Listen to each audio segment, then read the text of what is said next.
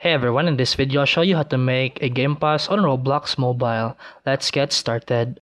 First, close the Roblox and open your web browser. In the address bar, type create.roblox.com and log into your account. And after that, tap the three lines in the top left, then tap creations, then select experience you want to use. Any game works, even for please donate. Now, tap the three lines again, then scroll down and choose Monetization Product, Passes, then Create Pass. Upload an image, enter a name and description, then tap Create Pass. And after that, upload an image, enter a name and description, then tap Create Pass. To put it on sale, tap your new pass, open the menu again and select Sales.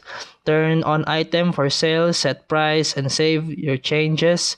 Then remember, you earn 70% of the price. And that's it for today's video. If you found this helpful, please like and subscribe for more videos.